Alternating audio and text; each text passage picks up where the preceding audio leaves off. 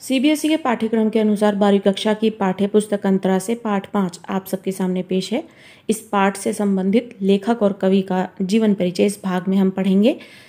कवि का नाम है विष्णु खरे। इनका जन्म हुआ था सन 1940 में। विष्णु खरे का जन्म छिंदवाड़ा यानी मध्य प्रदेश में हुआ। क्रिश्चियन कॉलेज इंदौर से 1963 में उन्होंने अंग्रेजी साहित्य में एमए किया। और आप देख सकते हैं कि हम यहाँ हिंदी साहित्य, हिंदी लिटरेचर के अंतर्गत उनसे संबंधित लिखी हुई कविताएं पढ़ रहे हैं जो हमारे पाठ्यक्रम में जुड़ा हुआ है। लेकिन अगर इनकी शिक्षा की बात की जाए तो इन्होंने अंग्रेजी लिटरेचर में एमए किया हुआ है। 1962-63 में दैनिक जो रोजाना आने वाले समाचार पत्र होते हैं उन्हें दैनिक कहा जाता है। जो सप्ताह में एक बार आते हैं वो साप्ताहिक हैं। तो 1962 और 63 की बात हो रही है, तब दैनिक इंदौर समाचार में वो उप संपादक थे। 1963 में संपादक, जिसे एडिटर कहा जाता है, 1963 से 75 तक मध्य प्रदेश तथा दिल्ली के महाविद्यालयों में उन्होंने अध्यापन कार्य भी किया। वो अध्यापन कार्य से भी जुड़े रहे, अध्यापन यानी टीचिंग। इसी बीच 1966-67 में लघु पत्रिका यानी मैगजीन व्यास का संपादन किया। उन्होंने एक मैगजीन निकाली जिसका संपादन उन्होंने ही किया और उस मैगजीन का नाम था व्यास। और ये 1966 से 67 के बीच की बात है जब इस पत्रिका का संपादन उनके द्वारा किया गया। तत्पश्चात यानी उसके बाद 1976 से 84 तक साहित्य अकादमी में उप सचिव कार्यक्रम पद पर पदासीन रहे, यानी उस पद पर वो आसीन रहे और उन्होंने लंबे समय तक 1976 से 84 तक काम किया। 1985 से नव भारत टाइम्स में प्रभारी कार्यकारी संपादक के पद पर भी उन्होंने काम किया। और आप देख सकते हैं इस तरीके से उन्होंने मध्य प्रदेश में रहते हुए टीचिंग भी की है और न्यूज़पेपर में किस तरीके से वो एडिटर के रूप में भी उन्होंने काम किया है और मैगजीन्स भी निकाली हैं। उसके बाद दिल्ली के एनबीटी जो कि बहुत ही सुप्रसिद्ध जो न्यूज़पेपर है उसमें भी उन्होंने संपादक का कार्य किया है। बीच में वो लखनऊ संस्करण तथा रविवारीय नवभारत टाइम्स हिंदी और अंग्रेजी टाइम्स ऑफ इंडिया में भी उन्होंने संपादन कार्य से जुड़े रहे। वो 1993 में जयपुर नवभारत टाइम्स के संपादक के रूप में भी उन्होंने कार्य किया। अब देख सकते हैं किस तरीके से मध्य प्रदेश, दिल्ली, जयपुर, लखनऊ कितने संपादन कार्य उन्होंने किए हैं।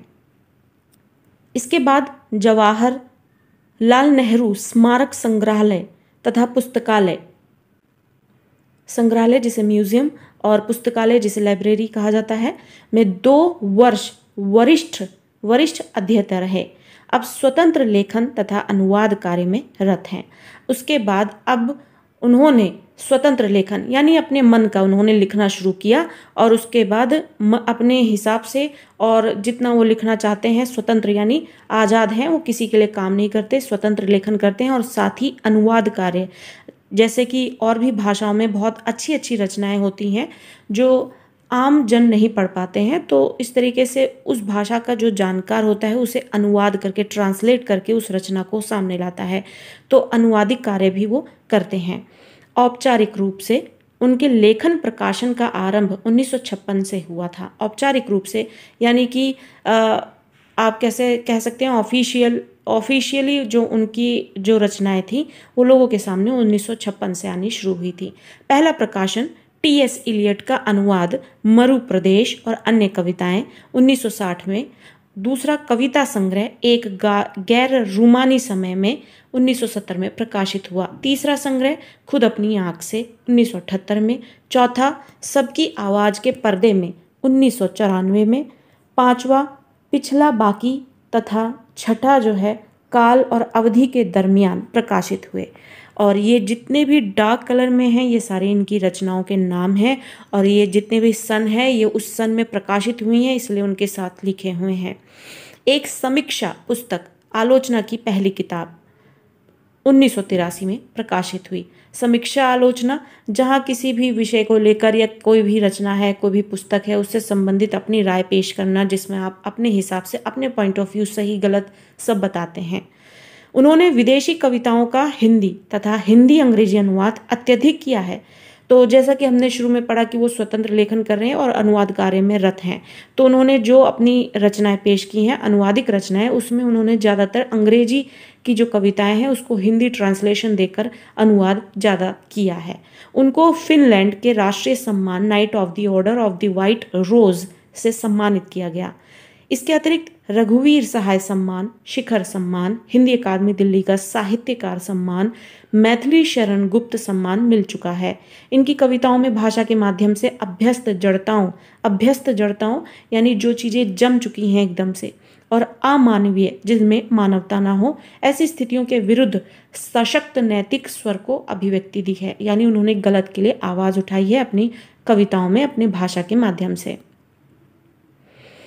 यहाँ हमारे पाठ्यक्रम में जो कविता जोड़ी गई है उसके बारे में एक संक्षिप्त जानकारी मिलेगी। अब एक कविता है जिसका नाम है एक कम। कविता के माध्यम से कवि ने स्वातंत्र्योत्तर, स्वतंत्रता और उत्तर दो शब्द मिलकर बने स्वातंत्र्योत्तर यानी स्वतंत्रता के बाद भारतीय समाज में प्रचलित हो रही जीवन शैली को रेखांकित किया गया है। जैसा कि भारत जब स्वतंत्र हो रहा था तो ऐसी कामना की जा रही थी कि लोग आज़ाद हो जाएंगे, देश आज़ाद हो जाएगा तो लोगों का जीवन भी खुशहाल हो जाएगा। लेकिन आज़ादी के बाद जिस तरीके से घपले बढ़ गए, भ्रष्टाचार बढ़ गया, लोग एक दूसरे को ठगने लगे, एक दूसरे को उसकी हैसियत दिखाने लगे, और गरीब जो है और भी गरीब होता गया, ठग ज़्यादा बढ़ गया, तो जितनी भी नकारात्मक चीज़ें हैं वो देश में बढ़ती दिखने लगी। तो वही चीज़ें यहाँ पर जो उम्मीद नहीं की जा रही थी स्वतंत्रता के बाद भारत को जिस रूप में, वही रूप उसने ले लिया भारत ने, तो उसी को यहाँ इस कविता में उन्होंने रेखांकित किया है। आज़ादी हासिल करने के बाद सब कुछ वैसा ही नहीं रहा जिसकी आज़ादी के सेनानियों ने कल्पना की थी। पूरे देश का या कहें आस्थावान, ईमानदार और संवेदनशील जनता का मोहभंग हुआ। परिणाम यह हुआ कि आपसी विश्वास, परस्पर भाईचारा और सामूहिकता का स्थान धोखाधड़ी, आपसी खींचतान ने ले लिया। जैसे ही भारत आज़ाद हुआ, भारत में ये देखने को मिला कि लोगों का आपसी विश्वास, भाईचारा और जो सामूहिकता है उसका स्थान जो है धोखाधड़ी ने ले लिया।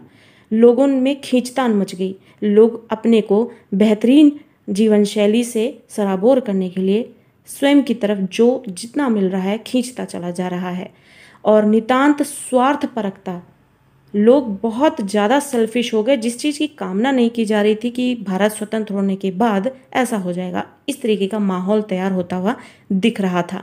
कवि इस माहौल में स्वयं को असमर्थ पाते हुए भी ईमानदारों के प्रति अपनी सहानुभूति स्पष्ट रूप से रखता है। कवि ये सब देखता है और देखता है कि जिन लोगों के साथ गलत हो रहा है, अपने आप को असमर्थ पाते हैं कि उनके लिए कुछ कर नहीं पा रहे, लेकिन उनके साथ खड़े रहने का जो उन्होंने उनमें हिम्मत था वो उन्होंने हिम्मत दिखाई, और साथ ही अपनी सहानुभूति भी उनके साथ रखी, तथा कुछ ना करने की स्थिति में होने के बावजूद भी स्वयं को ऐसे लोगों के जीवन संघर्ष में बाधक नहीं बनना चाहता। इसलिए वह कम से कम एक व्यवधान तो कम ही कर सकता है जो कि वह करता है। यही कविता का संदेश है। कहने का अर्थ है कि जिस तरीके से देश में परिस्थितियां दिख रही थी, कवि जो है स्वयं को पीछे रखकर एक व्यक्ति उसमें से कम कर देता है, जिससे कि होड़ कम हो जाए और अपराध कम हो जाए, बेईमानी कम हो जाए। इसी के लिए कविता का नाम एक कम रखा हुआ है। और जब कविता पढ़ेंगे तो इसका सार जो है बेहतरीन तरीके से और भी समझ में आएगा। दूसरी कविता है सत्य। सत्य जिसका अर्थ हर कोई जानता है, सत्य यानी सच, यथार्थ। सत्य कविता में कवि ने महाभारत के पौराणिक संदर्भों और पात्रों के द्वारा जीवन में सत्य की महत्ता को स्पष्ट करना चाहा है। अतीत की कथा, अतीत यानी हमारा बीता हुआ कल, उसकी कथा का आधार लेकर अपनी बात को प्रभावशाली ढंग से कही जा सकती है। यह कविता इसका प्रमाण है। युधिष्ठिर, विदुर और खांडव प्रस्थ, इंद्रप्रस्थ के द्वारा सत्य को, सत्य की महत्ता को ऐतिहासिक परिप्रेक्ष्य के साथ प्रस्तुत करना ही यहाँ कवि का अभीष्ट है। यहाँ कवि जो है महाभारत काल के प्रसंगों को का सहारा लेकर और उसके पात्रों का सहारा लेकर बहुत सारी चीज़ों को समझाने का प्रयास करते हैं और यही कविता का विषय है। जिस समय और समाज में कवि जी रहा है उसमें सत्य की पहचान और उसकी पकड़ कितनी मुश्किल होती जा रही है, कविता उसका प्रमाण है। सत्य कभी दिखता है और कभी ओझल हो जाता है। आज सत्य का कोई एक स्थिर रूप, आकार या पहचान नहीं है जो उसे स्थायी बना सके। सत्य के प्रति संशय का विस्तार होने के बावजूद वह हमारी आत्मा की आंतरिक शक्ति है। यह भी इस कविता का संदेश है। उसका रूप, वस्तु, स्थिति और घटनाओं, पात्रों के अनुसार बदलता रहा है। यानी कवि जो है वो इस कविता के माध्यम से महाभारत काल के प्रसंगों का और वहाँ के पात्रों का सहारा लेते हुए सत्य के विषय में जानकारी दे रहा है कि सत्य जो है किस प्रकार से परिस्थिति के अनुसार, व्यक्ति के अनुसार बदलता रहता है। जो एक व्यक्ति के लिए सत्य है वही शायद दूसरे के लिए सत्य नहीं है। बदलते हालात और मानवीय संबंधों में हो रहे निरंतर परिवर्तनों से सत्य की पहचान और उसकी पकड़ मुश्किल होते जाने के सामाजिक यथार्थ को कवि ने जिस तरह ऐतिहासिक, पौराणिक घटनाक्रम के द्वारा प्रस्तुत करने का प्रयास किया है वह प्रशंसनीय है। तो जैसा कि कविता का नाम जो है वो सत्य है और कवि महाभारत काल के प्रसंगों का सहारा लेकर और पात्रों का सहारा लेकर सत्य किस परिस्थिति में और किस स्थिति में और प्रत्येक व्यक्ति के अनुसार अपनी भूमिका बदलता रहता है, ये इस कविता के विषय के रूप में हमें देखने को मिलेगा और कविता को पढ़ते हुए इसका सार बेहतरीन तरीके से समझ में आएगा। 12वीं कक्षा की पाठ्यपुस्तक अंतरा से पाठ 5 कविता सत्य इस भाग में हम पढ़ेंगे। कविता का नाम है सत्य। रचनाकार हैं विष्णु खरे जी। जब हम सत्य को पुकारते हैं तो वह हमसे परे हटता जाता है। जैसे गुहारते हुए युधिष्ठिर के सामने से भागे थे विदुर और भी घने जंगलों में। सत्य शायद जानना चाहता है कि उसके पीछे हम कितनी दूर तक भटक सकते हैं। कभी दिखता है सत्य और कभी ओझल हो जाता है और हम कहते रह जाते हैं कि रुको, ये हम हैं। जैसे धर्मराज के बार बार दुहाई देने पर कि ठहरिए स्वामी विदुर, यह मैं हूं आपका सेवक कुंती नंदन युधिष्ठिर। वे नहीं ठिठकते। यदि हम किसी तरह युधिष्ठिर जैसा संकल्प पा जाते हैं तो एक दिन पता नहीं क्या सोचकर रुक ही जाता है सत्य, लेकिन पलटकर सिर्फ खड़ा ही रहता है। वह दृढ़ निश्चयी, अपनी कहीं और देखती दृष्टि से हमारी आंखों में देखता हुआ अंतिम बार देखता सा लगता है वह हमें, और उसमें से उसी का हल्का सा प्रकाश जैसा समा जाता है हम में। कविता का नाम है सत्य और सत्य का अर्थ होता है सच, और सच के विषय को यहाँ पर वर्णित करने के लिए कवि ने महाभारत के एक प्रसंग का सहारा लिया है, प्रतीक बनाया है उसे। और महाभारत के दो मुख्य पात्र धर्मराज और विदुर जो हैं उनके विषय की चर्चा करते हुए वो सत्य को यहाँ पर बहुत ही बेहतरीन तरीके से पाठकों के सामने लाने का प्रयास करते हैं। और कविता को समझने से पहले जो हमें लिखित रूप में मिलेगा, जो कि महाभारत का एक प्रसंग है, उसको जानना बहुत जरूरी है, जो इसमें निहित यानी छुपे हुए जो अर्थ को समझने में हमें मदद करेगा। जैसा कि महाभारत के दो पात्र युधिष्ठिर और विदुर, इनके बारे में बताया गया है, इनसे संबंधित ही प्रसंग है, और वो ये है विदुर जो कि धृतराष्ट्र और पांडु के बड़े भाई थे, लेकिन वो सदैव प्रधानमंत्री के पद पर ही आसीन रहे और वो बहुत ही प्रखर बुद्धि के थे और हर एक सच से वो वाकिफ थे। आने वाले समय में क्या होगा उसकी जानकारी भी उन्हें थी, और प्रत्येक सच से वाकिफ होने के बावजूद भी उन्होंने पांडवों का कभी साथ नहीं दिया और वो उसका विरोध कर सकते थे हर चीज जानने के कारण। और युधिष्ठिर जो कि सभी जानते हैं कि पांडवों में बड़े भाई हैं, धर्मराज के नाम से जाने जाते हैं, और दोनों ही जो हैं वो सच बोलने के लिए जाने जाते हैं। विदुर जो है वो धर्मराज का ही एक स्वरूप थे। और जब महाभारत का युद्ध खत्म हो जाता है तो विदुर जो हैं वो धृतराष्ट्र को लेकर वन में चले जाते हैं अपने पापों का प्रायश्चित करने के लिए, लेकिन वहीं पर युधिष्ठिर भी पहुंच जाते हैं उनके पीछे पीछे उनसे मिलने के लिए, सच जानने के लिए, क्योंकि विदुर सच का ही स्वरूप माने जाते थे और वो धर्मराज का एक के रूप में ही उन्होंने जन्म लिया हुआ था। तो उनके पीछे पीछे जो है, विदुर के पीछे युधिष्ठिर जो है वहाँ वन तक पहुँच जाते हैं, और धृतराष्ट्र के द्वारा ये बताने पर कि वो कड़ी तपस्या कर रहे हैं वन में, और फिर जब युधिष्ठिर जो है उनसे मिलने के लिए वहाँ पहुँच जाते हैं तो विदुर उनसे भागते फिरते हैं, क्योंकि वो जानते हैं कि उन्होंने हर एक सच्चाई से वाकिफ थे, वो पांडवों का साथ दे सकते थे, लेकिन वो स्वयं को मजबूर मानते थे और वो उनका साथ नहीं दे पाए, और इसी के लिए वो उनसे दूर भागते गए। और विदुर ने ऐसा आशीर्वाद मांग रखा था देवताओं से कि जब वो उनका निधन होगा तो किस तरीके से वो श्री कृष्ण के सुदर्शन चक्र में का स्वरूप ले लेंगे। तो इस तरीके से युधिष्ठिर के सामने पड़ने पर वो उनमें उनके जो प्राण हैं वो निकल कर युधिष्ठिर में ही समा जाते हैं। और इसी प्रसंग की चर्चा करते हुए सत्य के विषय में हमें इस भाग में बताया जाएगा। अब अपने प्राणों को त्याग कर उन्होंने युधिष्ठिर में ही क्यों समाया? क्योंकि दोनों ही सच के स्वरूप थे और वो धर्मराज का एक रूप ही थे जिन्होंने जन्म लिया था। तो यहाँ पर इस प्रसंग का सहारा लेते हुए ये बताया जाता है कि जब सच जो है वो कड़ी मेहनत करके और टिका रहता है, जब मेहनत करता रहता है सच को पाने के लिए, और हमारी अंतरात्मा ये जवाब देती है कि हमें सच को पाना है, उसका साथ देना है, तो निरंतर प्रयास करने से एक दिन सच जो है वो हमें मिल ही जाता है। जिस तरीके से युधिष्ठिर जो है वो विदुर को पाने के लिए जंगलों में उनके पीछे पीछे भागे, और आखिर में एक दिन विदुर जो है उनको मिल ही जाते हैं और सच से उनका सामना हो जाता है, और विदुर जो हैं वो अपने प्राण त्याग कर उनमें समा जाते हैं। विदुर जो कि एक सच का स्वरूप माने जाते हैं, धर्मराज के ही स्वरूप थे।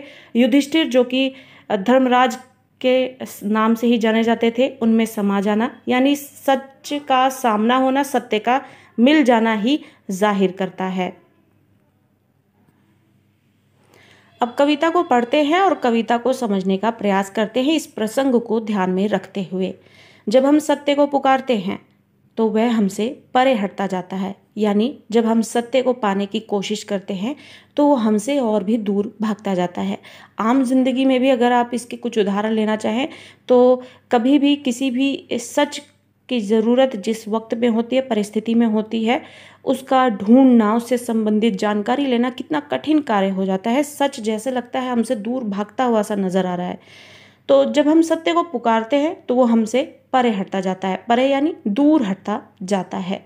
जैसे गुहारते यानी पुकारते हुए युधिष्ठिर के सामने से भागे थे विदुर और भी घने जंगलों में।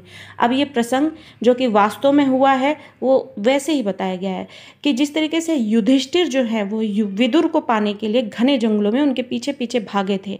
एक सच जो है, एक धर्मराज जो है वो सत्य को जानने के लिए वो उनके पीछे पीछे भाग रहे थे, और उन्हीं पर वो एक निष्ठ होकर उसके पीछे लगे रहे कि एक न एक दिन उन्हें सत्य मिल ही जाएगा।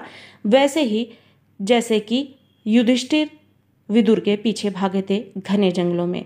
तो सत्य जो है वो बहुत कठिन होता है पाना, उसके पीछे हम जितना ही भागते हैं वो हमसे और भी दूर जाता हुआ दिखाई देता है, और उसको पाना बहुत ही मुश्किल होता है, मेहनत का काम होता है, क्योंकि सत्य अनमोल होता है। तो इसी के लिए बताया जा रहा है प्रसंग का सहारा लेकर कि सत्य को हम जितना पाना चाहते हैं वो हमसे दूर होता चला जाता है। उसी तरीके से जिस तरीके से युधिष्ठिर जो है वो विदुर को खोजते हुए जंगलों में चले जाते हैं और विदुर जो है उनसे दूर भागते हुए जाते हैं, नजरें चुराते हैं, क्योंकि वो सच के स्वरूप माने जाते थे और उन्होंने सच की जानकारी होने के बावजूद भी पांडवों का कभी साथ नहीं दिया और गलत के खिलाफ आवाज नहीं उठाई। सत्य शायद जानना चाहता है कि उसके पीछे हम कितनी दूर तक भटक सकते हैं। कवि कहना चाहता है कि ऐसा लगता है कि जब हम सत्य को पाना चाहते हैं और वो हमसे और भी दूर भागता है तो ऐसा लग रहा है कि जैसे सत्य जो है वो भी जानना चाहता है कि हम उसको पाने के लिए कितनी हद तक जा सकते हैं या फिर उसके लिए कितनी मेहनत कर सकते हैं। जिस तरीके से युधिष्ठिर ने मेहनत की सत्य को पाने के लिए, विदुर को पाने के लिए, उनके पीछे पीछे घने जंगलों में भागे बिना किसी प्रकार की चिंता किए, वैसे ही सत्य जो है उसी तरीके की मेहनत को मांगता है। और जब आप उस तरीके की मेहनत करने में सफल हो जाते हैं तो वो विदुर की तरह एक न एक दिन हमें घने जंगलों में पेड़ के नीचे खड़ा हुआ मिल ही जाता है और एक ना एक दिन उनकी नज़रें जो हैं युधिष्ठिर से मिल ही जाती हैं और उनमें से निकलता हुआ प्रकाश उनमें समा जाता है। कभी दिखता है सत्य और कभी ओझल हो जाता है। कभी वो सत्य आपको सामने दिखाई देगा और कभी ओझल हो जाएगा। ओझल यानी आपकी नज़रों से हट जाएगा। वैसे ही जैसे कि जब युधिष्ठिर जो है भागते हैं विदुर के पीछे जंगलों में, कभी कभार विदुर उनको सामने ही मिल जाते हैं और जैसे कि आश्रम में उनको मिलते हैं, आश्रम में बहुत सारे लोगों के होने की वजह से विदुर वहाँ से भी ओझल हो जाते हैं उनकी नज़रों से। वैसे ही सत्य भी है हमारे जीवन में, जब हम उसके पीछे भागते हैं तो कभी हमें दिखता है और कभी वो ओझल हो जाता है यानी छुप जाता है, संपूर्ण रूप से वो हमारे हाथ नहीं लग पाता है और हम कहते रह जाते हैं कि रुको ये हम हैं, जैसे धर्मराज के बार बार दुहाई देने पर। वैसे ही जैसे कि युधिष्ठिर जो हैं विदुर को देखने पर ये बताते हैं, उनको पहचान करवाते हैं कि मैं कुंती पुत्र हूँ, तुम मुझसे क्यों दूर भाग रहे हो, विदुर से अपनी पहचान कराते ताकि विदुर जो हैं वो रुक जाएं। वैसे सत्य जो है जब हमसे जुड़ा होता है लेकिन हमें जब उसकी ज़रूरत होती है और हमारे पास नहीं होता, हम उसको पाने के लिए पीछे भागते हैं। वैसे ही हमारी भी स्थिति ऐसी हो जाती है जैसे हम सत्य को बताना चाहते हैं कि ये हम हैं, तुम हमारे लिए ही हो, ताकि हमारे जीवन को और आसान कर सको अपने इस सत्य के साथ और तथ्य के साथ। वैसे ही धर्मराज जो हैं बार बार दुहाई देते हैं, ये बात बताते होने प्रयास करते हैं ताकि विदुर जो हैं उन्हें पहचान जाएं और कहते हैं कि ठहरिए स्वामी विदुर, ये मैं हूँ आपका सेवक कुंती नंदन। कुंती यानी उनकी माता का नाम है, नंदन यानी पुत्र, यानी कुंती का पुत्र युधिष्ठिर। वे नहीं ठिठकते।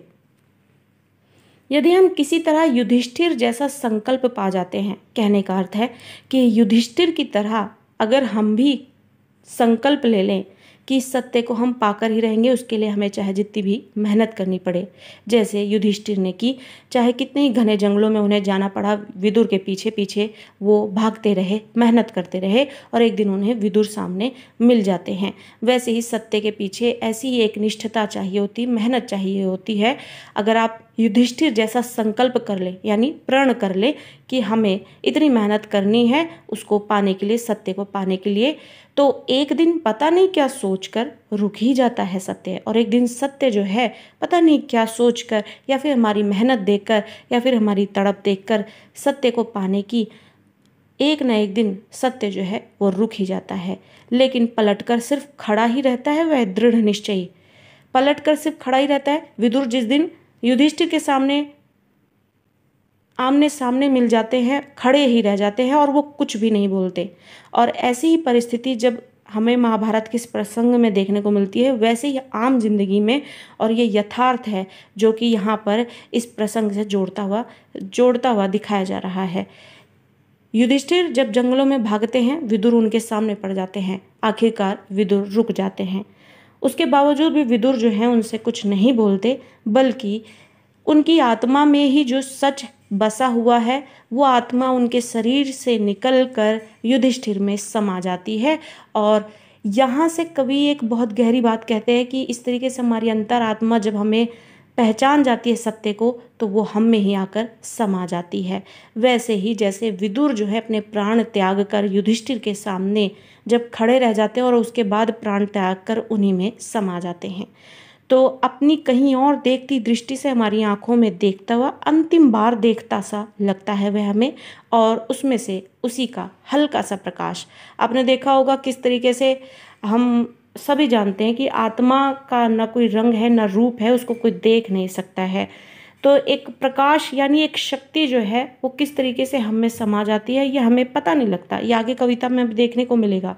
और उसमें से उसी का हल्का सा प्रकाश जैसा आकार समा जाता है हम में। प्रकाश यानी एक सच की राह जो है वो हम में समा जाती है। वो परमात्मा द्वारा वो राह जो हर एक व्यक्ति को उस राह पर चलना चाहिए, वैसा प्रकाश हम में आकर एक न एक दिन आकर समा जाता है, जिसे प्रत्येक व्यक्ति को अपनाकर जीवन जीने में ही भलाई होती है।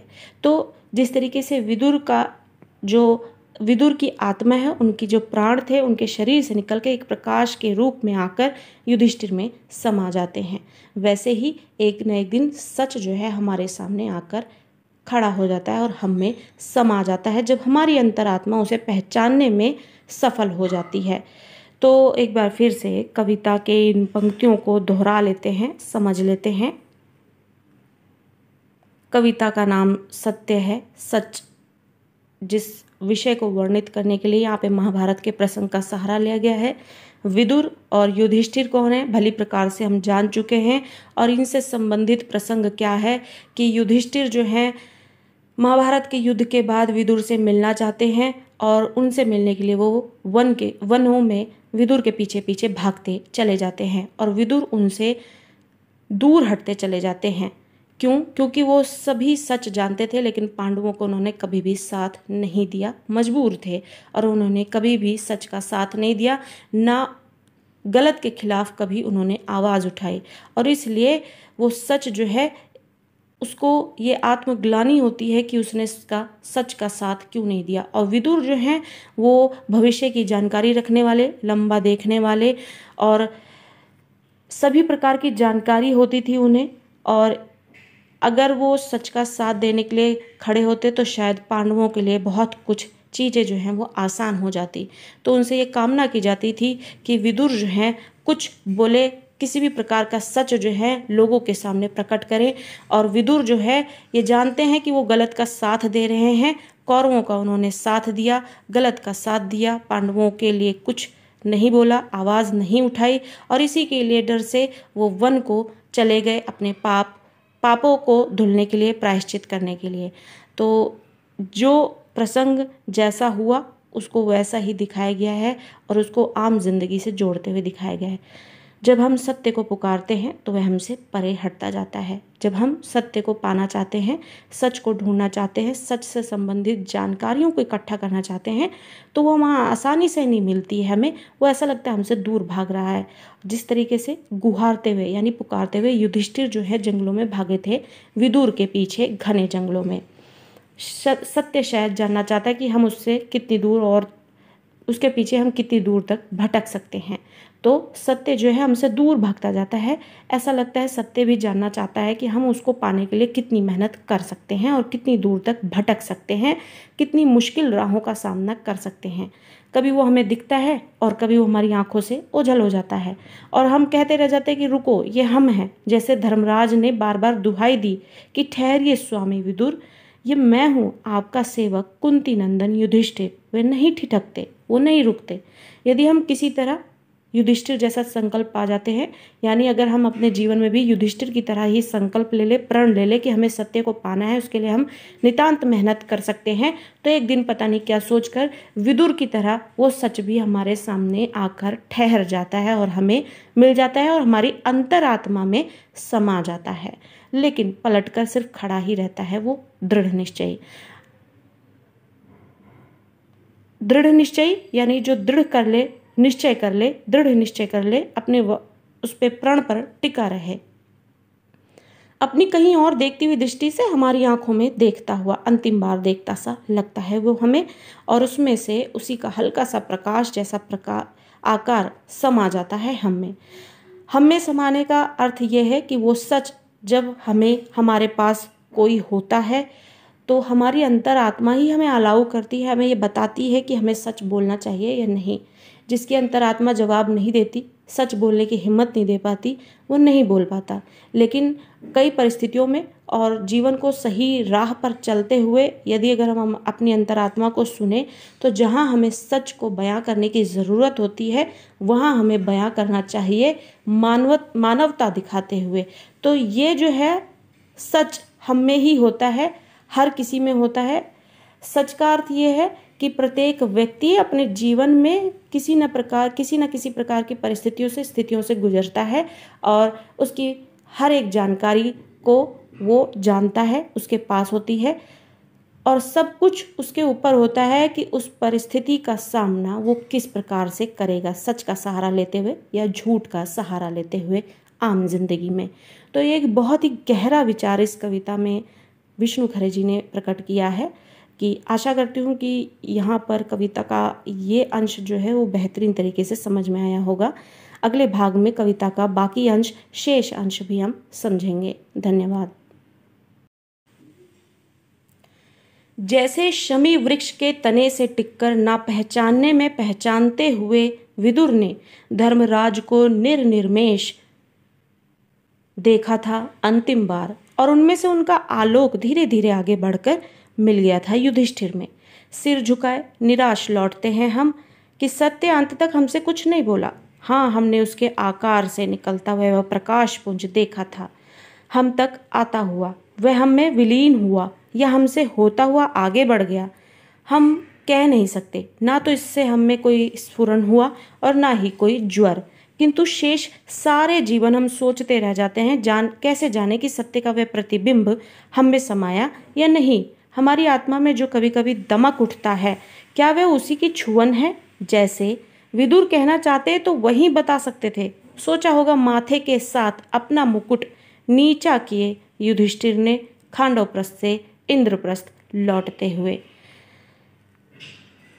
विदुर और युधिष्ठिर से संबंधित ये प्रसंग एक बार फिर से दोहरा लेते हैं ताकि कविता का ये अंश समझने में भी सरलता हो। प्रसंग जिसमें विदुर जो है वो महाभारत का युद्ध समाप्त होने के बाद सभी सच जानने के बावजूद भी पांडवों का साथ ना देने के वजह से उसका प्रायश्चित करने के लिए वो वनों में चले जाते हैं, और वहाँ पर जब देखते हैं कि युधिष्ठिर उनको ढूंढते हुए चले आए हैं तो वो उनसे दूर भागते हुए नजर आते हैं। और इस तरीके से जब वो देखते हैं कि युधिष्ठिर उनको पाना चाहते हैं और किसी कीमत पर उनके पीछे जंगलों में आना नहीं छोड़ रहे, तो एक बार कुछ सोचकर वो शमी के वृक्ष के नीचे खड़े हो जाते हैं और धर्मराज को आखिरी बार देखते हैं। और उसके बावजूद भी वो कुछ नहीं बोलते, लेकिन वो वहीं पर अपने प्राण त्याग देते हैं और उनकी आत्मा उनके शरीर से निकलकर धर्मराज में समा जाती है। और धर्मराज यानी युधिष्ठिर जो हैं वो ईश्वर का ही स्वरूप थे, और जो विदुर थे वो धर्मराज के स्वरूप थे जिन्होंने दूसरा रूप लेकर जन्म लिया था। तो जो युधिष्ठिर हैं सभी जानते हैं उनको धर्मराज के नाम से जाना जाता है, धर्म का पालन करने वाले, सच का पालन करने वाले, और विदुर भी वही थे। आखिर में सच जो है सच को मिल जाता है, उसकी अंतरात्मा को मिल जाता है जब विदुर अपने प्राण त्याग कर अपनी आत्मा को युधिष्ठिर के शरीर में समाहित कर लेते हैं। और इसी के माध्यम से वो आम जीवन में किस तरीके से सच हम में समाया हुआ होता है और हमें उस सच को महसूस करना होता है, वो इस प्रसंग के माध्यम से समझाया जाता है। आगे कविता पढ़ते हैं और समझते हैं। जैसे शमी वृक्ष के तने से टिककर ना पहचानने में पहचानते हुए विदुर ने धर्मराज को निर्निमेष देखा था अंतिम बार। जब धर्मराज युधिष्ठिर विदुर से मिलने के लिए उनका पीछा करते हुए घने जंगलों में निरंतर प्रयास करते रहे, तो उनके इस निरंतर प्रयास को देखते हुए विदुर जो है आखिरकार रुक ही जाते हैं और एक शमी वृक्ष के तने से टिक कर, और उसके बाद विदुर जो है वो पहचानने में भी पहचानते हुए विदुर ने धर्मराज को निर्निमेष बिना पलक झपके, निर्निमेष का मतलब बिना पलक झपके अंतिम बार देखा था। यानी वो उन्होंने किसी भी सच को बयान नहीं किया, और सच किस में होता है? हमारी आत्मा में बसा होता है, शरीर में नहीं। तो जब उन्होंने प्राण त्याग दिए तो उन्होंने सच को बताने की बजाय अपनी पूरी आत्मा को ही धर्मराज में समाहित कर दिया। तो उसी तरीके से सारा सच जो है वो उनके प्राणों के साथ धर्मराज की शरीर में समा जाता है। वैसे ही हम आम जीवन में भी जो है अपने सच को अपनी अंतरात्मा में समाये रखते हैं। और जिस तरीके से धर्मराज ये प्रयास करते हैं समझने का कि विदुर ने कुछ बोला नहीं लेकिन उनके प्राण जो है उनमें समाहित हो गए हैं, तो क्या है वो सच, क्या वो समाहित हुआ है या नहीं, वैसे ही आम जीवन में भी आम व्यक्ति को ये प्रयास करने पड़ते हैं और वो इसमें कठिन मेहनत करता हुआ नजर आता है ये जानने के लिए कि क्या वो सच उसकी अंतरात्मा में आकर बस चुका है या नहीं। तो इसी प्रसंग को सहारा बनाते हुए, प्रतीक बनाते हुए कविता को यहाँ पर हम देख रहे हैं।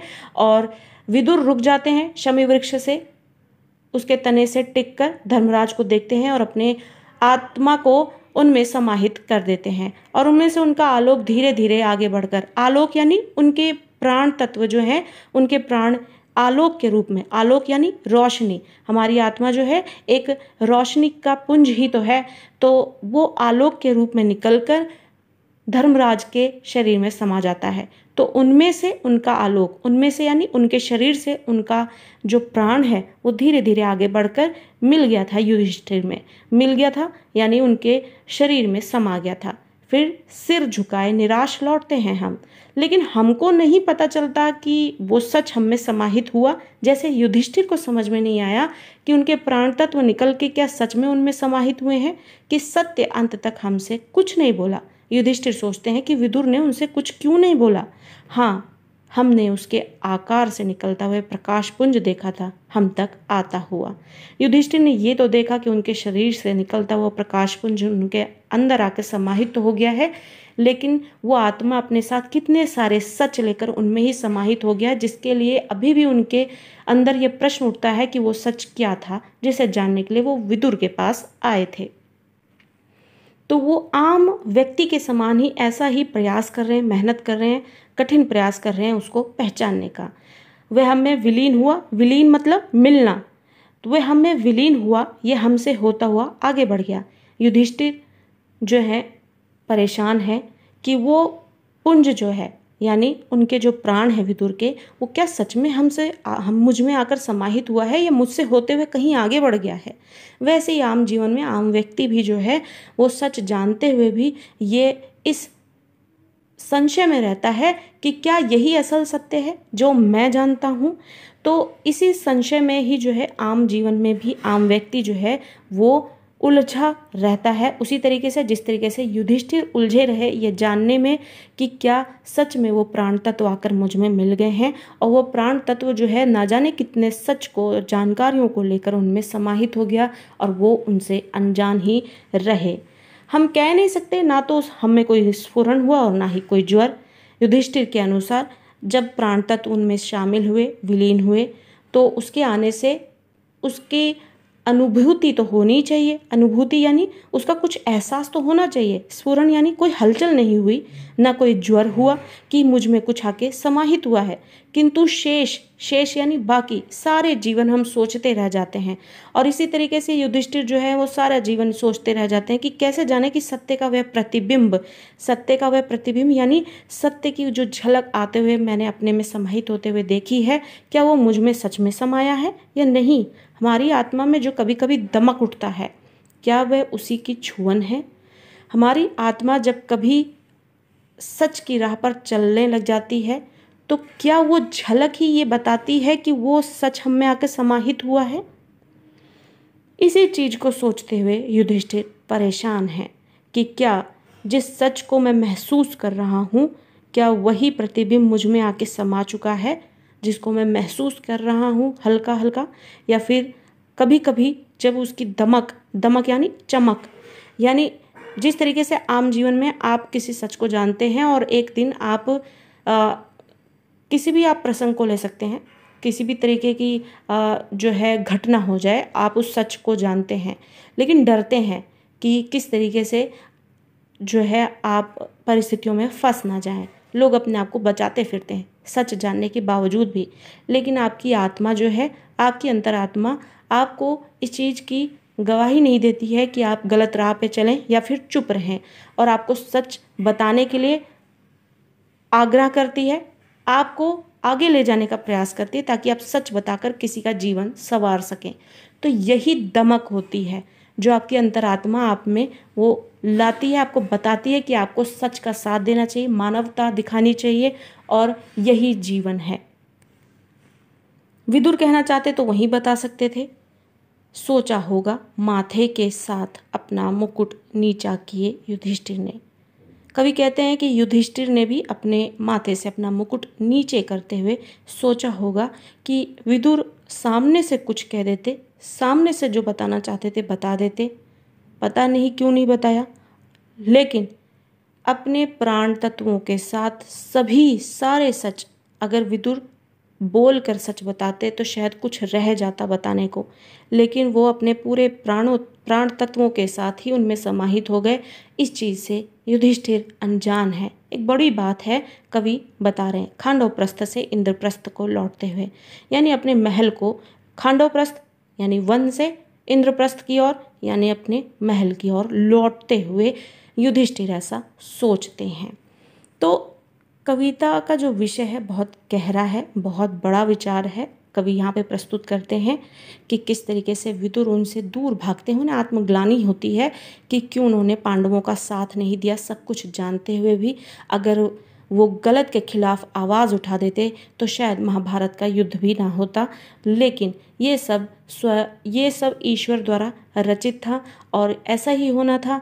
और विदुर जो है वो भी अपने भाग्य के हिसाब से धर्मराज के एक स्वरूप होने के बावजूद भी, धृतराष्ट्र और पांडु के बड़े भाई होने के बावजूद भी वो जगह नहीं पा सके जो उन्हें मिलनी चाहिए थी, क्योंकि वो एक दासी पुत्र थे।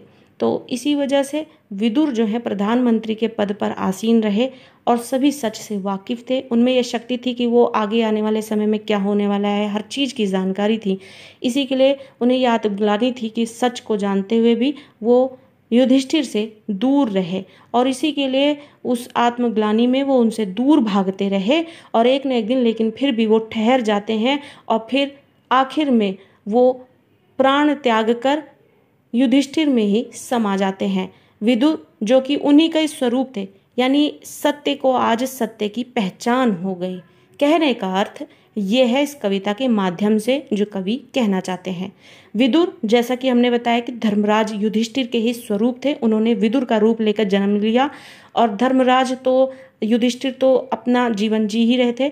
तो जब वो उनमें समा जाते हैं, अपने प्राणों को उनमें समा देते हैं, तो सच जो है सच को पहचान कर उसमें ही समा जाता है। वैसे ही आम जीवन में भी सच जो है व्यक्ति को जब मिल जाता है तो वो असल जो उसका व्यवहार है, जो व्यक्ति है, वो उभर कर सामने आता है जब वो सच को पाने के लिए मेहनत करके और एक दिन सच को पाकर अपने असल रूप में एक व्यक्ति सामने आता है। 12वीं कक्षा की पाठ्य पुस्तक अंतरा से पाठ 5 और कविता है एक कम, इस भाग में हम पढ़ेंगे। जैसा कि इस कविता से संबंधित कवि जिन्होंने इस कविता की रचना की है, विष्णु खरे जी का जीवन परिचय हमने पिछले भाग में पढ़ा। इस भाग में पाठ्यक्रम में जोड़े गए उनके द्वारा रचित इस कविता एक कम को पढ़ेंगे और इसके अर्थ को समझेंगे। एक कम। 1947 के बाद से इतने लोगों को इतने तरीकों से आत्मनिर्भर, मालामाल और गतिशील होते देखा है कि अब जब आगे कोई हाथ फैलाता है 25 पैसे, एक चाय या 2 रोटी के लिए, तो जान लेता हूँ मेरे सामने एक ईमानदार आदमी, औरत या बच्चा खड़ा है। मानता हुआ कि हाँ मैं लाचार हूँ, कंगाल या कोढ़ी, या मैं भला चंगा हूँ और कामचोर और एक मामूली धोखेबाज, लेकिन पूरी तरह तुम्हारे संकोच, लज्जा, परेशानी या गुस्से पर आश्रित, तुम्हारे सामने बिल्कुल नंगा, निर्लज्ज और निरंकाशी। मैंने अपने को हटा लिया है हर होड़ से। मैं तुम्हारा विरोधी, प्रतिद्वंदी या हिस्सेदार नहीं। मुझे कुछ देकर या ना देकर भी तुम कम से कम एक आदमी से तो निश्चिंत रह सकते हो। अब जैसा कि कविता का नाम है एक कम, ये किस उद्देश्य से रखा गया है या शीर्षक का अर्थ क्या है वो जानना बहुत जरूरी है कविता को समझने से पहले। विष्णु खरे द्वारा जी ये जो कविता लिखी गई है जिसका नाम है एक कम, इसका साफ अर्थ समझ में आता है किसी एक का कम होना। अब ये इस विषय को लेते हुए कवि बताते हैं एक कम होने को कि 1947 के बाद की जो स्थितियां हैं देश की, जिसे बिल्कुल भी उम्मीद के परे देखा जा रहा है। आज़ादी पाने से पहले हर एक व्यक्ति का सपना था कि आज़ाद भारत में प्रत्येक व्यक्ति सुख से रहेगा। हर व्यक्ति जो है वो अपनी मेहनत से कमाएगा, अपना परिवार चलाएगा और ईमानदारी से ज़िंदगी जीते हुए भाईचारे के साथ मिलजुल कर रहता हुआ दिखेगा। लेकिन आज़ादी के बाद माहौल भारत में जैसा देखने को मिला वो उम्मीद से परे था और बहुत ही निराशा देने वाला था। आज़ादी के बाद लोग किस तरीके से सिर्फ अपने आप को आगे बढ़ाने के लिए भ्रष्टाचार में शामिल हो गए, बेईमानी करने लगे। लोग एक दूसरे को धकेलने लगे कि वो पीछे रह जाए और स्वयं आगे निकल जाएं। कहने का अर्थ व्यक्ति में स्वार्थ बहुत बढ़ गया था, आगे निकल रहा था वो स्वार्थ के जरिए। और बेईमानी, भ्रष्टाचार ने तो अपनी एक बहुत बड़ी जगह बना ली थी। तो ये भारत के आज़ाद होने के बाद किस तरीके से होना चाहिए था, ऐसी कल्पना नहीं की गई थी जैसा कि अब भारत दिख रहा था।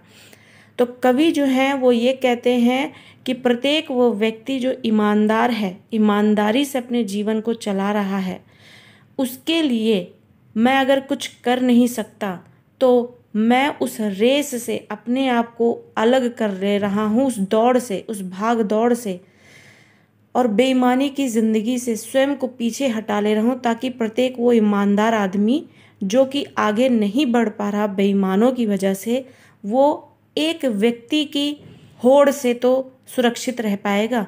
तो इसलिए कविता का नाम रखा गया एक कम, यानी कवि जो है अपने आप को पीछे कर लेता है ताकि ईमानदार लोगों के लिए एक व्यक्ति तो कम हो जाए इस भारत में, जिससे कि उसे होड़ ना करना पड़े या बेईमानी का सामना ना करना पड़े।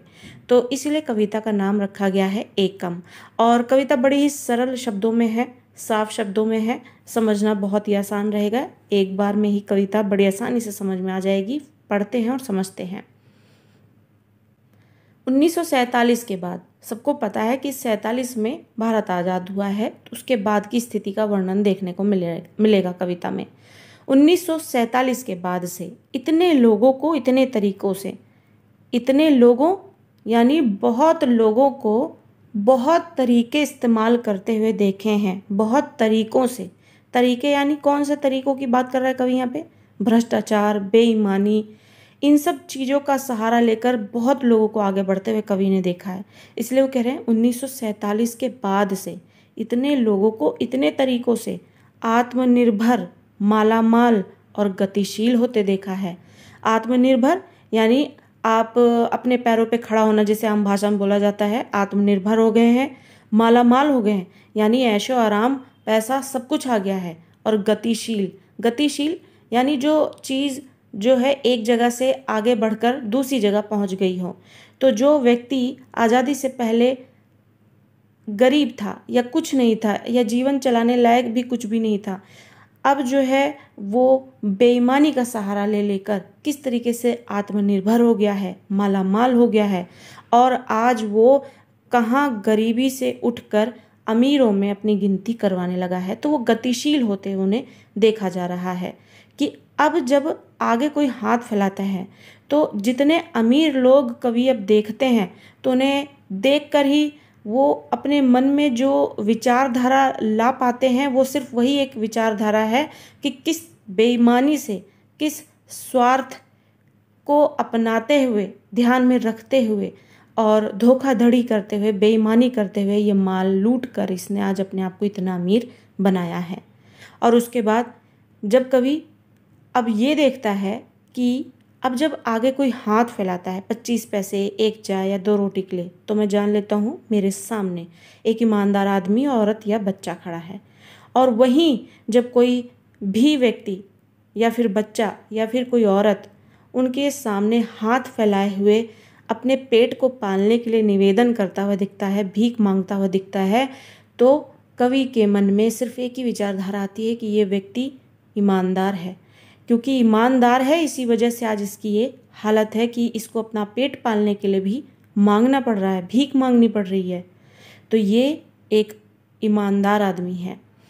तो 2 स्थितियां उन्होंने दिखाई हैं कि अमीर आदमी है, उसने बेईमानी करके अपने स्वार्थ को आगे रखते हुए हर होड़ से आगे निकलकर बेईमानी का सहारा लेकर किस तरीके से अपने आप को अमीर बना दिया है।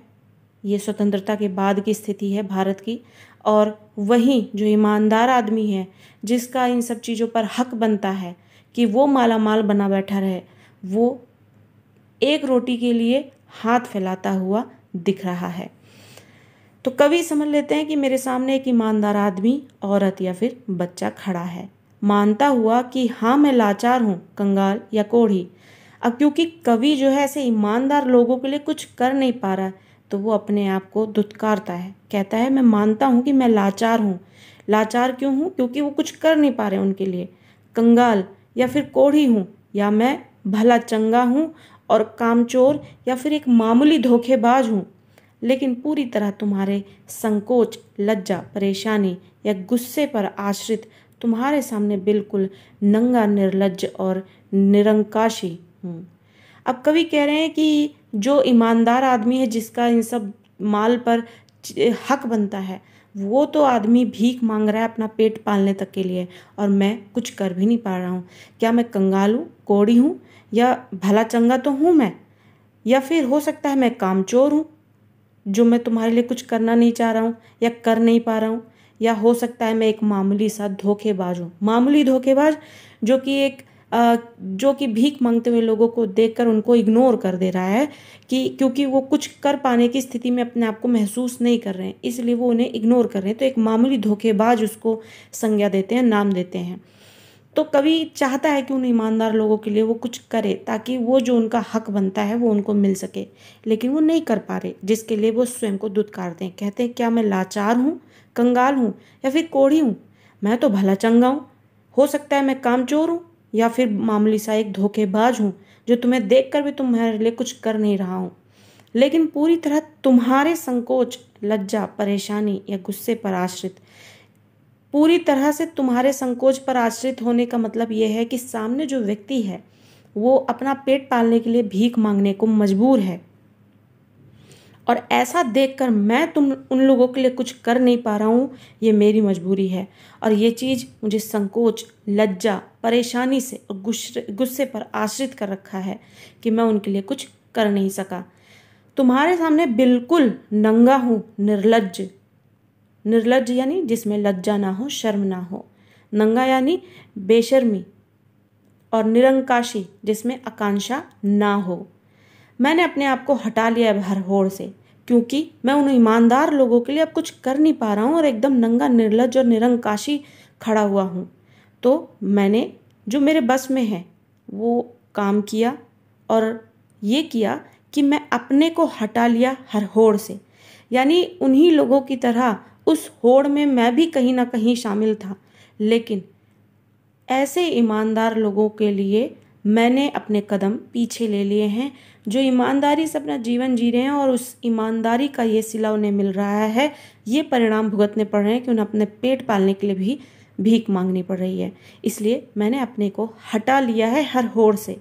मैं तुम्हारा विरोधी, प्रतिद्वंदी या हिस्सेदार नहीं। अब कवि कहते हैं कि अब मैं तुम्हारा किसी भी प्रकार से कोई विरोधी नहीं हूँ, न प्रतिद्वंदी हूँ, कॉम्पिटिटर यानी हिस्सेदार नहीं हूँ जो कि हिस्सा ले जिसमें उसका बने। मुझे कुछ देकर या ना देकर भी तुम कम से कम एक आदमी से तो निश्चिंत रह सकते हो। कम से कम एक आदमी से निश्चिंत रहने का मतलब ये है कि एक व्यक्ति उस भीड़ से कम हो गया है, जहाँ अब उनको बेईमानी एक आदमी की तरफ से कम सहनी पड़ेगी। एक उदाहरण ये है, आज कल के माहौल में आप देख सकते हैं कि एक पढ़ा लिखा व्यक्ति जो है नौकरी के लिए घूम रहा है अपनी डिग्री के साथ। बहुत लोग हैं कंपटीशन में, इसलिए जॉब मिलना आसान भी नहीं है। लेकिन वहीं पे दूसरा कारण ये है कि इंटरनली हायर कर लेना, जो कि बेईमानी कहलाती है, और उसकी वजह से जो ईमानदार लोग हैं जो अपनी डिग्री लेकर दर बदर घूम रहे हैं ईमानदारी से नौकरी लेकर कमाने खाने के लिए, उनके साथ गलत होता है। तो ऐसी ही सिचुएशन जो है, ऐसी ही स्थिति को यहाँ पर वर्णित कर रहे हैं, वर्णन प्रस्तुत कर रहे हैं कवि, कि ऐसे ही होड़ में सारी दुनिया लगी पड़ी है, और जिसके हाथ में जो आ रहा है अपने स्वार्थ को पूरा करने के लिए, वो बेईमानी का सहारा चाहे उसे लेना पड़े, या फिर धोखाधड़ी का, या फिर भ्रष्टाचार करने को ही क्यों ना उसे जरूरत पड़ जाए। हर व्यक्ति सिर्फ अपने आप को आगे बढ़ता हुआ देखना चाहता है, जिससे कि वो मालामाल हो सके, गतिशील हो सके और आत्मनिर्भर हो सके। तो ये एक उदाहरण था इस स्थिति को बयान करने के लिए। अब मान लीजिए उन्हीं नौकरी लेने वालों में से एक प्रतिद्वंदी कम हो जाता है, तो वहाँ मौजूद नौकरी लेने के लिए आए हुए लोगों में जो डिग्री लेकर इंतज़ार कर रहे हैं इंटरव्यू देकर एक प्रोसेस के थ्रू अपनी नौकरी लेने के लिए, अगर उसमें से एक व्यक्ति किसी भी वजह से, अगर यहाँ पर जिस तरीके से कवि ने अपनी भूमिका निभाई है, अपने कदम पीछे हटा लिए हैं, अगर उसमें से एक भी हट जाता है तो वहाँ मौजूद व्यक्ति जो कंपटीशन में शामिल हैं सब, उनके लिए आसानी हो जाती कि एक व्यक्ति तो कम हो गया, तो इससे उनको कहीं ना कहीं सुकून मिलता है और उनको अपनी ईमानदारी बरकरार रखने का भी एक आश्वासन मिल जाता है। तो ये थी कविता की भारत स्वतंत्रता के बाद की कैसी स्थिति में आ पहुंचा था, जैसा कि ऐसा सोचा भी नहीं गया था। तो एक बार फिर से कविता को दोहरा लेते हैं। कविता का नाम जैसा हमने पढ़ा एक कम, यानी कवि अपने आप को उस होड़ से कम करके एक व्यक्ति कम कर लेता है ताकि ईमानदार लोग अपना जीवन बेहतरीन तरीके से और ईमानदारी से जी सकने को आश्वासित रहें। 1947 के बाद से इतने लोगों को इतने तरीकों से, कवि कहते हैं कि मैंने आज़ादी के बाद बहुत सारे लोगों को बहुत गलत तरीकों का इस्तेमाल करते हुए आत्मनिर्भर, मालामाल और गतिशील होते हुए देखा है, पर अब जब कोई आगे हाथ फैलाता है 25 पैसे एक चाय या 2 रोटी के लिए, तो मैं अब जान लेता हूँ कि मेरे सामने एक ईमानदार आदमी, औरत या फिर बच्चा खड़ा है। मानता हुआ कि हाँ मैं लाचार हूँ। कवि को ऐसा लगता है कि मैं इन ईमानदार लोगों के लिए कुछ कर नहीं पा रहा हूँ, तो हो सकता है मैं लाचार हूँ, या फिर मैं कंगाल हूँ, या फिर मैं कोढ़ी हूँ, या मैं भला चंगा हूँ, लेकिन मैं तो भला चंगा हूँ। हो सकता है मैं कामचोर हूँ और एक मामूली धोखेबाज, लेकिन पूरी तरह तुम्हारे संकोच, लज्जा, परेशानी या गुस्से पर आश्रित यानी जिसे डिपेंड होना कहते हैं, तुम्हारे सामने बिल्कुल नंगा, निर्लज्ज और निरंकाशी खड़ा हूँ। नंगा, निर्लज्ज और निरंकाशी कवि अपने आप को धुतकार रहा है ईमानदार लोगों के लिए कुछ ना कर पाने के लिए, कि वो बेशर्म हो गया है कि जो कुछ कर नहीं रहा है उन लोगों के लिए। मैंने अपने आप को हटा लिया है हर होड़ से। कवि ने अब उस होड़ से स्वयं को पीछे कर लिया है ताकि उसमें एक व्यक्ति की कमी तो आ सके, जिससे कि ईमानदार लोग जो हैं वो अपने जीवन में कुछ अच्छा कर पाएँ। मैं तुम्हारा विरोधी नहीं हूँ अब, ना ही प्रतिद्वंदी हूँ और ना ही हिस्सेदार हूँ। अब मुझे कुछ देकर या ना देकर भी तुम कम से कम एक आदमी से तो निश्चिंत रह सकते हो। अब ये एक बहुत बड़ी बात कही है उन्होंने कि मुझे कुछ देकर या ना देकर भी। अब यहाँ पर ये भी एक समाज की सच्चाई सामने लाए हैं, कुछ देकर भी और ना देकर भी, जो कि भ्रष्टाचार को प्रस्तुत कर रहा है, किस तरीके से लोग घूस देकर अपना काम निकालते हैं, कुछ देकर भी और ना देकर भी। अब कवि से जो है एक ईमानदार व्यक्ति निश्चिंत रह सकता है कि उसे कुछ देना भी नहीं पड़ेगा, ना लेना पड़ेगा, और उस होड़ से एक व्यक्ति कम हो गया जिससे उसे सुकून हो सकता है और वो आगे बढ़ सकता है अपनी ईमानदारी के साथ।